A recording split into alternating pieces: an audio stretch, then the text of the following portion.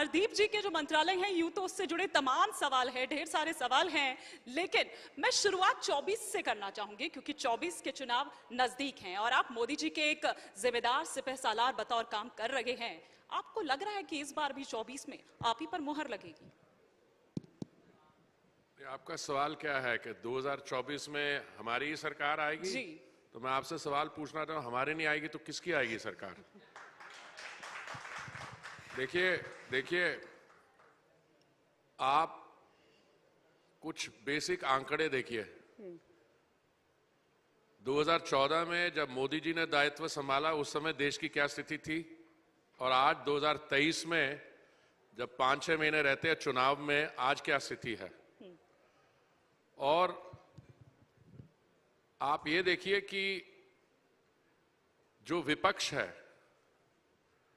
वो क्या मुद्दे उठा रहे हैं। मेरे जो 2 मंत्रालय हैं जिनके साथ मेरा जुड़ने का सौभाग्य है, माननीय प्रधानमंत्री जी की मैं टीम में हूं, उसके अलावा भी आप किसी चीज पर चर्चा करना चाहें, मैं आपको सिर्फ 2-3 आपके सामने बेसिक फैक्ट्स या आंकड़े रखना चाहता हूं। 2014 में हमारी जो अर्थव्यवस्था है विश्व भर में 5वें स्थान पे थी। उस समय जो 10वें स्थान पे थी, आज 5वें स्थान पे है। उस समय जो हमारे बातें, कुछ अच्छी भी बातें कहते थे, वो ये भी कहते थे साथ में, हाँ 2014 में कुछ काम हुआ है, पर भारत की जो अर्थव्यवस्था है it still amongst the fragile 5। Fragile का मतलब आप समझती हैं, आप किसी सफर पे जा रहे हैं और आप कोई छोटा सा सूटकेस ले जा रहे हैं और उसको चेक इन कर रहे हैं, तो आपको लगता है कि उसमें कोई टूटने का सामान है, तो ऊपर फ्रेजाइल टैग उसमें लगा देते हैं। आज हम 5वें स्थान पे नहीं पहुंचे, सिर्फ दिसंबर 2014 तक, 10 दिसंबर 2023 तक, मैं 14 से लेके, हमारी जो अर्थव्यवस्था है ये $4 ट्रिलियन पे पहुंच जाएगी। और हमसे जो आगे बड़ी इकोनॉमीज हैं जैसे जापान और जर्मनी, वो 4.1 ट्रिलियन या 4.3 ट्रिलियन पे हैं। और हमारे पिछले क्वार्टर की रेट ऑफ ग्रोथ हमारी डोमेस्टिक 7.8% रही है। आप international monetary fund, world bank की आप जो अगर रेट ऑफ जो प्रोजेक्शंस हैं, उन्होंने 6.1 से हमारी एंटिसिपेटेड ग्रोथ 6.1 से 6.3% की है। और मैं किसी के साथ कंपैरिजन नहीं चाहता हूं, मैं चाहूंगा कि बाकी सब देश भी अच्छी इकोनॉमिक ग्रोथ दिखाएं, बट ज्यादातर देश जो हैं वहां पे इकोनॉमिक ग्रोथ फ्लैट है। जापान में आप पिछले 10 साल के फिगर्स देखें तो क्वार्टर ऑन क्वार्टर बहुत लिमिटेड ग्रोथ होती है। यूरोप में भी टेक्निकली वो रिसेशन में नहीं है, क्योंकि एक क्वार्टर की ग्रोथ जो है पिछले क्वार्टर से 0.6% ऊपर होगी या जो भी होगी। यहां पे आप देखिए, आपकी दिन में मैं अपने मंत्रालयों की बात कर रहा हूं, हमारा जो अर्बन ट्रांसपोर्ट है, इस समय 1 करोड़ हमारे देशवासी रोज एवरी डे मेट्रो में राइड करते हैं। 1 करोड़ लोग। आप देखिए हमारे जो मेट्रो सिस्टम है दुनिया में, इस समय हमारे पास 895 किलोमीटर की मेट्रो लाइन है, कोई 960 किलोमीटर और अंडर कंस्ट्रक्शन है। अगले साल 1.5 साल में we will have the world second largest metro system, bigger than the United States. आप एनर्जी पे आ जाइए, पिछले 522 दिन 522 डेज हमारे यहां पेट्रोल के दाम बढ़े नहीं हैं। 522 डेज। जो नॉन ऑयल प्रोड्यूसिंग कंट्रीज हैं, ओपेक को छोड़ दीजिए, वो तो ऑयल प्रोड्यूसिंग है, नॉन ऑयल प्रोड्यूसिंग कंट्रीज में पेट्रोल के कच्चे तेल या पेट्रोल के दाम 40 से 70% बढ़े हैं। हमारे भारत के आसपास दक्षिण एशियाई में कुछ ऐसे देश हैं जहां पे अवेलेबिलिटी बिल्कुल बंद हो गई थी, भारत ने $4 बिलियन का क्रेडिट लाइन दिया और उनकी इकोनॉमी और एनर्जी सेक्टर रिवाइव हुआ। एक और देश है हमारे वेस्ट में, वहां पे पेट्रोल का दाम इस समय 340 रुपया पर लीटर है। आप किसी भी तरीके से देखिए, जो माननीय प्रधानमंत्री जी ने ये बिल्कुल स्पष्ट कर दिया है कि good governance is also good politics. और ये सिर्फ बड़ी बातों में नहीं है। महामारी के दौरान जब कई किस्म की समस्याओं का सामना करना पड़ा, उस समय जो एक बहुत वल्नरेबल सेक्शन हमारे समाज में है, ये रेडी पटरी वाले, उनके लिए वो स्वानिधि स्कीम लाए। और उसकी देखिए, क्योंकि इकोनॉमिक एक्टिविटी बिल्कुल स्टैंड स्टिल पे थी। और आप अप्रोच की बात करें, इस समय हमारे सामने दो मॉडल्स हैं। एक तो विकास का मॉडल जो माननीय प्रधानमंत्री जी ने 2014 में चालू किया, और दूसरा है हमारा रेवड़ी पटरी का ये रेवड़ी बांटने वाला मॉडल। अब मैं बताता हूं आपको, हाई इंटरनेशनल ऑयल प्राइसेस तो पहले भी रही हैं। हमारे सरकार में और पिछली सरकार में क्या अंतर है? जब एक बड़े विद्वान देश के वित्त मंत्री थे और उन्होंने ऐसी समस्याओं का सामना करना पड़ा, उन्होंने क्या किया? उन्होंने ऑयल बॉन्ड्स फ्लोट किए। ऑयल बॉन्ड्स शायद 1,71,000 करोड़ के थे और उस पे हमें आज लौटाना पड़ रहा है 3,50,000 करोड़। मोदी जी ने कैसे इसका सामना किया? 2 टाइम, नवंबर 2021 में और मई 2022 में माननीय प्रधानमंत्री जी ने जो केंद्रीय सरकार एक्साइज चार्ज करती है वो कम की, और बीजेपी के जो राज्य हैं उन्होंने अपना वैट रेट डाउन किया। तो ये है फिलक। अब इसका इलेक्शन पे क्या असर होगा? आप मेरी असेसमेंट सुनना चाहें तो मैं आपके साथ शेयर कर सकता हूं। आपने एक रेवड़ी वाली बात कही, लेकिन जो आपके विरोधी हैं वो कह रहे हैं कि आप भी तो देते हैं, ये उज्ज्वला योजना हो या एलपीजी चुनाव से पहले 200 रुपए सस्ती करने वाली, उनको क्या कहेंगे आप? उनकी रेवड़ियों में और हमारी रेवड़ियों में बड़ा फर्क है। मैं बड़ी गर्व से कहता हूं, हमने महामारी के दौरान जब बिल्कुल आर्थिक व्यवस्था, बिल्कुल इकोनॉमिक एक्टिविटी बंद हो गई थी, उस समय हमने 80 करोड़ देशवासियों को दिन का 3 समय का ड्राई राशन दिया। अभी भी दे रहे हैं, क्योंकि एक डेमोक्रेटिकली इलेक्टेड सरकार जब इकोनॉमिक एक्टिविटी बंद हो जाए तो अपने ही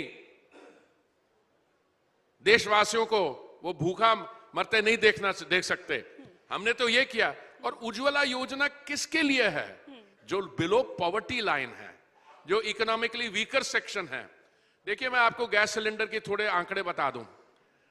2014 में जब मोदी जी ने दायित्व संभाला तो देश में 14 करोड़ गैस के कनेक्शन थे सिलेंडर के। आज वो 33 करोड़ हो गए हैं। उज्ज्वला जो स्कीम है 2016 में शुरू की गई, यही बिलो पॉवर्टी लाइन वालों के लिए। और क्या किया हमने? उनको सिलेंडर और कुकिंग टॉप हमारी कंपनियों ने मुफ्त दिया। महामारी के दौरान हमने 3 सिलेंडर उनको मुफ्त दिए, वो दिए। और बड़ी खुशी की बात है कि उनकी मदद हुई। अब जो उज्ज्वला सिलेंडर का दाम है उसको हम नीचे लाए हैं थोड़ा सा। ये नहीं, रेवड़ी नहीं है, और वो लाभार्थी के डायरेक्ट बैंक अकाउंट में डीबीटी ट्रांसफर हो रहा है। अच्छा, ये जो हमारे विपक्ष के लोग हैं, थोड़ी सी मुझे खुशी होती है जब इधर उधर की बातें करते हैं। वो सिलेंडर हम बहुत सस्ता कर रहे हैं, वो ये नहीं कह रहे हैं कि हम क्यों रेवड़ी दे रहे हैं, क्यों हम उज्ज्वला सिलेंडर पे। आज 9 करोड़ 60 लाख हमारे बहनें हैं जिनको उज्ज्वला सिलेंडर की सुविधा है। वो कुछ नंबर सिलेंडर उनको देते हैं, उनके लिए जो मार्केट से दाम है वो थोड़ा कम है, 300 रुपए कम है। अब दूसरी चीज ये है, वो बात बड़े अजीब तरीके से करते हैं। जो कहते हैं पेट्रोल का दाम बड़ा हाई है, वो कौन है? जिनके अपने राज्य के अंदर पेट्रोल का दाम बाकी स्टेट से 11 रुपए ज्यादा है। कौन? वेस्ट बंगाल। वहां से क्रिटिसिज्म आती है थोड़ी सी, क्योंकि उन्होंने तो सबसे ज्यादा रखा हुआ, 11 रुपए ज्यादा है उनका 1 लीटर का दाम। और आप जब गाड़ी में पेट्रोल डलवाने जाती हैं या आप 1 लीटर थोड़ा भरवाती हैं, depending on the size of the car 30 litre 40 litre का इंजन है। और राजस्थान, बीजेपी के जो स्टेट्स हैं और नॉन बीजेपी के स्टेट्स में ऑन एन एवरेज 10-11 रुपए का अंतर है पेट्रोल का, बीजेपी स्टेट और नॉन बीजेपी स्टेट का। कुछ ऐसी स्टेट्स हैं जिन्होंने पिछली कुछ महीनों में तो बढ़ाया है। पंजाब में जो हम कहते हैं इसको इस्तेमाल कीजिए एथेनॉल के लिए, वो पोर्टेबल वो दारू के लिए यूज कर लेते हैं। और कई और जो स्टेट्स हैं मैं आपको बताऊं, इसलिए मुझे हैरानगी नहीं है क्योंकि वो ज्यादा बात कर नहीं पा रहे। अब राजस्थान की मैं बात करूं, जो हम सिलेंडर सस्ता दे रहे हैं, और भाई साहब 200 रुपए तो हमने सिलेंडर का किया कम, 1100 से 900 लाए, उसके बाद हमने उज्ज्वला में दिया। आपकी कंट्रीब्यूशन क्या है सिलेंडर कम करने में? आप तो केंद्रीय सब्सिडी लेके सिलेंडर को आगे सस्ता दे रहे हैं।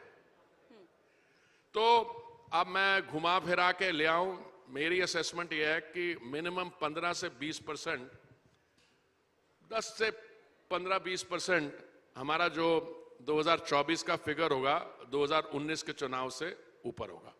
सर 24 की बात हम यहाँ कर रहे हैं, लेकिन इलेक्शन में क्या होगा जनता जनार्दन है, असेसमेंट हम सभी यहाँ पर देख रहे हैं। लेकिन 24 से की शुरुआत में ही एक बहुत बड़ा महापर्व हम कह सकते हैं जो देश मनाने वाला है, वो है राम मंदिर का स्थापना, यानी कि हमारे प्रभु श्री राम की प्राण प्रतिष्ठा, जिसको लेकर प्रधानमंत्री नरेंद्र मोदी ने कल ही निमंत्रण स्वीकार किया है आधिकारिक तौर पर।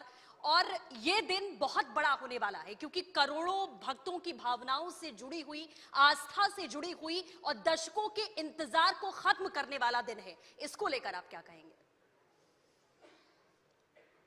मैं सिर्फ यही कहूंगा कि हर एक जो हमारे बहन भाई भारतीय नागरिक हैं उन सबके लिए बहुत खुशी, और मैं उसको डिस्क्राइब नहीं कर सकता कि राजा राम 500 वर्ष के बाद अपने महल में दोबारा से होंगे। तो मैं अगले साल 22 जनवरी की बात नहीं कर रहा हूं, अभी पीछे रामनवमी हुई, अगले साल हम सब लोग आपके साथ जाके अयोध्या में we will join the celebrations. और अगर आप मुझसे तो छोड़िए, आप किसी से भी कुछ वर्ष पहले इस पे चर्चा करते थे, आप में से कितने हैं हमारे बहन भाई जो बैठे हुए हैं, आपको लगता था कि हम ये डेवलपमेंट, ये तो बहुत मतलब मैं समझता हूं ये तो हमारे लिए एक हिस्टोरिकल कल्चरल, ये तो हमारे इमोशंस, इनर इमोशंस की बात है। पर बाकी भी डेवलपमेंट आप देखिए, मैं उसको कंपेयर नहीं करता हूं।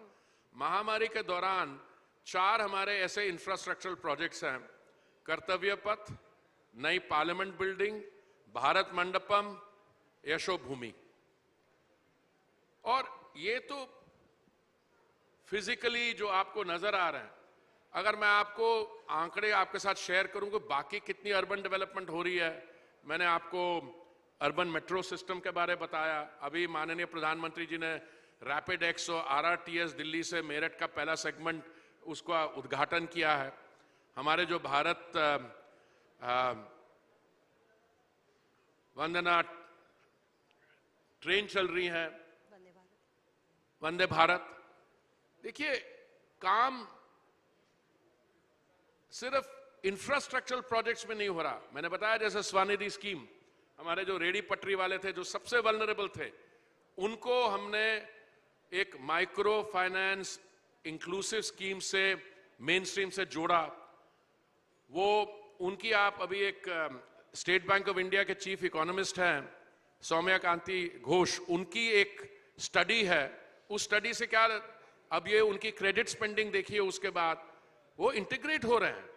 देखिए जब बिल्कुल इकोनॉमिक लॉकडाउन था तो पहले 10,000 रुपए का जब उनको लोन मिला तो उन्होंने इतना कर्ज था उन पे कि पहले 2-3 हजार रुपए तो है कर्ज लौटाने में लगे, उसके बाद इसको वर्किंग कैपिटल यूज किया और ऐसी स्कीम बनाई कि अगर 10,000 रुपए का अगला लोन लेने में इसमें कैशबैक जो मिला तो 7% जो इंटरेस्ट था वो भी नहीं देना पड़ा उनको। 10,000 का लोन, 20,000 का लोन अगला, तीसरा 50,000 का, और 68% हैव रीपेड देयर लोन्स। जिन्होंने सेकंड थर्ड लेन लोन लिया है उसमें भी बहुत हाई परसेंटेज है जो उन्होंने दिया। और इसके बेनिफिशियरीज कौन है? इनके बेनिफिशियरीज हैं 60% प्लस ओबीसी समाज के, 43% हमारी महिलाएं, हमारी बहनें, 21% शेड्यूल कास्ट, शेड्यूल ट्राइब। सो मोदी जी का जो विकास का मॉडल है विच इज कटिंग अक्रॉस, सिर्फ इंफ्रास्ट्रक्चर प्रोजेक्ट्स ही नहीं बन रहे हैं पर जो सबसे ज्यादा वल्नरेबल सेक्शंस हैं सोसाइटी की, उनसे भी सर्वोदय से अंत्योदय, उनको भी benefits of economic development grass root level तक पहुंच रहे हैं। ठीक है सर, हमने राम मंदिर की भी यहाँ पर बात की और भी कई मुद्दों पर हमने बात की। अभी यहाँ पर जितने भी बैठे हैं ऑडियंस, मेरे ख्याल से वो भी इससे वाकिफ रखेंगे। राम मंदिर से पहले दिवाली, और दिवाली से आपके मंत्रालय पर वापस आओ तो आपके मंत्रालय की ओर से कोई तोहफा मिलेगा क्या दिवाली पर, पेट्रोल और डीजल की अगर हम बात करें? देखिए, आप तो पहले आपने मुझे ऐसे सवाल नहीं पूछा, मुझसे कई लोग ये भी सवाल पूछते रहे कि चुनाव होने वाले हैं, इसमें पेट्रोल दाम और कम। पहली बात तो यह है, दुनिया भर में 40 से 70% पेट्रोल के दाम और डीजल के दाम बढ़े हैं। 522 दिन से यहाँ पे नहीं बढ़े हैं भारत में। और जहां पे बाकी 40 to 70% इंक्रीज हुआ है, भारत में 5% पेट्रोल दाम नीचे आया है, डीजल का भी नीचे आया। अब आप ये कह रही हैं कि क्योंकि दिवाली आ रही है, मुझे याद है रक्षाबंधन के दौरान कुछ आई थिंक गैस सिलेंडर में हुआ था। देखिए, ये प्राइस दिन में आपको कितना लगता है कितने लोग एक पेट्रोल पंप में जाते हैं? आप गेस करिए। 6 करोड़। 6 करोड़ हमारे देशवासी जो हर रोज पेट्रोल या डीजल बनाने या इलेक्ट्रिक बैटरी चेंज करने के लिए पेट्रोल स्टेशन जाते हैं। जो पेट्रोल का दाम है वो किस पर डिपेंड करता है? अंतर्राष्ट्रीय प्राइस पे, इंटरनेशनल प्राइस पे। उस पे साथ आप जोड़िए cost of transportation, freight, cost of insurance, और फिर कच्चे तेल को आप रिफाइनरी में प्रोसेस करते हैं, रिफाइन करते हैं, रिफाइनर्स मार्जिन। अब सब चीजें जोड़ लें और जो डीलर है वो अपनी कमीशन, वहां से दाम तय होता है। पिछली बार हमने जब दाम कम किया, 2 बार रिडक्शन की, नवंबर 2021 में और मई 2022 में, उसमें हमारी जो ऑयल कंपनीज हैं, गैस के कारण उनका 28,000 करोड़ का लॉस हुआ, वो हमने रीएम्बर्स किया, 22,000 करोड़ उनको रीएम्बर्स किया। और जो पेट्रोल दाम को नीचे रखने के लिए हमारी कंपनीज ने, शायद हमारा 30,000 करोड़ था, वो हमने रीएम्बर्स नहीं किया, हमने इक्विटी इन्फ्यूजन की उन कंपनीज में। देखिए, जब मुझसे सवाल पूछा था कि इलेक्शन हो रही है इसलिए आप कम कर रहे, इलेक्शन तो हमारे यहाँ 5 साल की लोकसभा टर्म होती है, हर 6 महीने में कोई ना कोई इलेक्शन हो रही होती है। तो पेट्रोल और डीजल का दाम या गैस का प्राइस ये इलेक्शन पे नहीं डिपेंड करता। हाँ, कुछ त्योहार ऐसे आते हैं जब अगर इंटरनेशनल प्राइस होगी तो ऐन समय पे सरकार जो है इन चीजों पे निर्णय लेगी। बिल्कुल।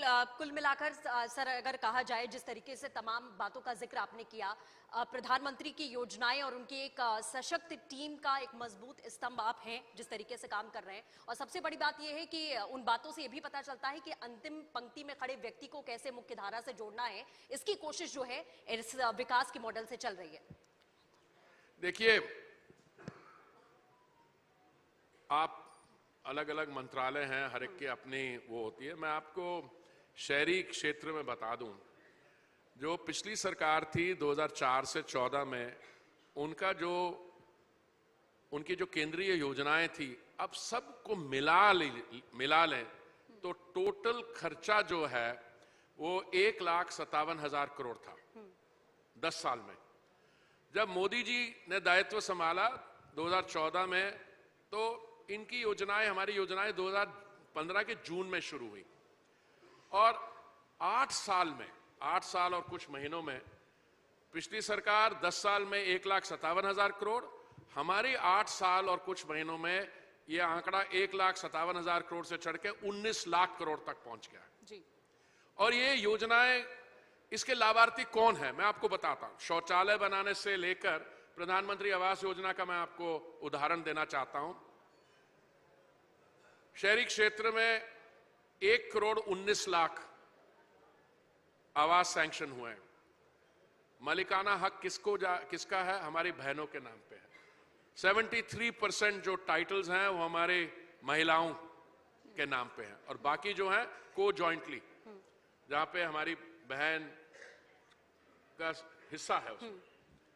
आप देखिए इसमें से जो वर्टिकल्स हैं, ज्यादातर इसके लाभार्थी हैं वो जो हमारे समाज में below poverty line, economically weaker section. आप बाकी योजनाएं देख लें, अमृत योजना जिसके तहत जो हमारे 1 लाख से ज्यादा जनसंख्या के शहर थे, 500, उसमें वाटर टैप कनेक्शन देना, सुएज कनेक्शन देना, एटसेट्रा, सारी योजनाएं ये अल्टीमेटली डायरेक्टेड हैं समाज के उस सेक्शंस पर। तो अभी तो ये काम मैं समझता हूं कि हम 10वें स्थान से 5वें स्थान पर पहुंचे हैं बहुत जल्दी। ये लोग कह रहे हैं 2030 तक हम 3रे स्थान पे होंगे, बिल्कुल नहीं।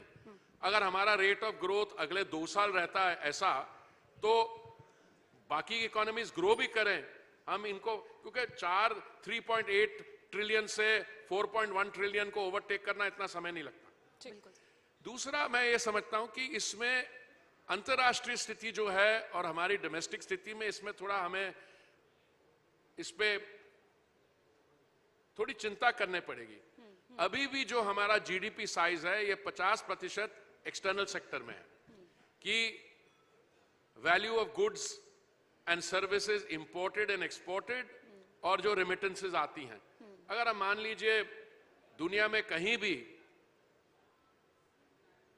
ग्लोबल टर्बुलेंस होती है या युद्ध होता है, अगर उसका इंटरनेशनल सिचुएशन पे फर्क पड़ता है तो आपको ये मान के चलना पड़ेगा कि आपकी डोमेस्टिक सिचुएशन पे असर होगा। एक ये है। दूसरा, अगर आप रेवड़ी पॉलिटिक्स में आ जाते हैं, देखिए महामारी के दौरान बड़े जो देश हैं जिनकी अर्थव्यवस्थाएं स्ट्रांग थी, उन्होंने बहुत बड़े स्टिमुलस पैकेजेस दिए, पर मोदी जी ने 80 करोड़ लोगों को 3 समय का ड्राई राशन का खाना दिया, पर बाकी जो हमारी स्कीम्स थी उनसे इन्फ्लेशन नहीं हुई। उन्होंने कैपिटल एक्सपेंडिचर को बढ़ाया 30% एक साल, 30% दूसरे साल, 10 लाख करोड़ पे हमारा कैपिटल एक्सपेंडिचर बजट चला गया। आज हमारी जो इकोनॉमी है वो स्टेबल है और इसको आगे ले जाएंगे, और इसलिए डोमेस्टिक डिसीजन मेकिंग भी जो हमारी है वो साउंड ट्रैक पे रखनी होगी। और अगर हम रेवड़ी पॉलिटिक्स की तरफ चढ़ गए तो वो, मैं समझता हूं जो स्टेट्स हैं, कुछ एक स्टेट जो मैं मैं नाम नहीं लूंगा, 5 लाख करोड़ का कर्जा, दूसरी का 7 लाख करोड़ का कर्जा। ये मेरे साथी और वरिष्ठ नेता बैठे हुए हैं, वित्त मंत्री रहे हुए एक बड़े राज्य का, इनके साथ अगर पूछिए तो आप बता देंगे कि कैसे डेट ट्रैप जो है कितना आसान होता है। और उस समय अगर आप उस किस्म की पॉलिटिक्स में पड़ गए जिसमें हमें यह भी मुफ्त चाहिए, मैं आपको एक सिर्फ लास्ट उदाहरण दे रहा हूं। मैं नया मंत्रिमंडल में, मोदी जी ने मुझे शामिल किया, मैं बात कर रहा हूं सितंबर 2017 में। दिल्ली मेट्रो का भाड़ा 8 साल से नहीं बढ़ा था, किराया, और हर एक इस ऐसी सिस्टम के लिए एक फेयर फिक्सेशन कमेटी होती है। एक फेयर फिक्सेशन कमेटी बनाई गई, उन्होंने ये रिकमेंडेशन दी कि क्योंकि 8 साल बढ़ा नहीं है तो पहली इंक्रीज हो गई मई 2017 में और दूसरी अक्टूबर में। मई वाली तो हो गई, उसमें कोई हल्ला नहीं हुआ। जब मैं नया मंत्री बना तो हमारी एक पॉलिटिकल स्टार्टअप है जो दिल्ली में है, एक छोटा एक राजनीतिक दल हल्ला बहुत मचाता है। उन्होंने कहा, हरदीप जी इसको आप मेट्रो को मुफ्त कर दीजिए। मैंने कहा फिर क्या होगा? पोल्यूशन बिल्कुल कम हो जाएगी और लोग जाएंगे। मैंने कहा फिर क्या होगा? फिर अब बहुत अच्छा होगा, फिर इसमें ये होगा वो होगा। मैंने कहा अंकिल 28,000 करोड़ का जो लोन लिया हुआ है Japan international cooperation agent Zika से, उसको कौन देगा? अरे वो होता रहेगा। मैंने कहा अंकल अगर वो तो होता रहेगा, ये लोन नहीं देंगे तो और मेट्रो जो बनानी उसमें नहीं पड़ेगा। शुक्र है हमने ऐसे लोगों की बस की बात नहीं सुनी। ये क्या चाह रहे थे? आप मेट्रो को डीटीसी जैसे कर दिए। उस समय डीटीसी चलती थी, अब तो शायद बसें रह नहीं गई। तो मैंने कहा आप ये तय कर लीजिए, आपको मेट्रो को डीटीसी बनाना है या डीटीसी को मेट्रो बनाना है। उसमें फंस गए हो। देखिए, ये रेवड़ी पॉलिटिक्स नहीं चलती है। हमारे जो वोटर हैं वो कंज्यूमर भी हैं। आप किसी भी व्यक्ति से पूछ लीजिए आप क्या चाहते हैं। बढ़िया सुविधा जिसके लिए थोड़ी पेमेंट करनी पड़े, ये तो वंदे भारत ट्रेन में कोई ट्राई जाए ना, फुल चल रही हैं। हमारी रैपिड एक्स ट्रेन ऑल्सो, अभी तो अभी एक सेगमेंट ही हुई है। पहले दिन जब it was open to traffic 10,000 लोग आ गए वहां पे। इस समय देश भर में हमारे मेट्रो सिस्टम में 1 करोड़ पैसेंजर्स रोज ट्रैवल करते हैं जी। हमारे सिविल एविएशन में मोदी जी ने उड़ान स्कीम लाए, उड़े देश का आम नागरिक। और हमारी सिविल एविएशन ट्रैफिक को देख लीजिए। इंफ्रास्ट्रक्चर 74 एयरपोर्ट थे 2014 में, आज डबल हो गए, 148 हो गए। और सिविल एविएशन ट्रैफिक हमारा बढ़ रहा है। हमने एक एयरलाइन को प्राइवेटाइज किया। और भारत एक ऐसा देश है जहां पे सिविल एविएशन सिर्फ ग्रो नहीं कर रहा, पर जो सिविल एविएशन मैन्युफैक्चरिंग इंडस्ट्री है, बोइंग और एयरबस, वहां पे जो ऑर्डर्स हजारों प्लेन्स के इंडिया से आए और देश किसी दुनिया में देश नहीं है। तो ये है मोदी जी का मॉडल। इसीलिए आप ये कह रहे हैं कि हम नहीं आएंगे तो फिर और कौन, हम नहीं तो और कौन। बहुत नहीं, ये तो डेमोक्रेटिक चॉइस होती है, वो तो कहने का तरीका। हम तो कहेंगे जिसको तमाम उपलब्धियां आपने यहाँ पर गिनवाई, बिल्कुल। और यूं तो सवाल कई है सृष्टि, लेकिन मेरे ख्याल से अब मैं शुक्रिया अदा करना चाहूंगी आपका समय देने के लिए। बहुत बहुत शुक्रिया हरदीप जी। बहुत बहुत धन्यवाद।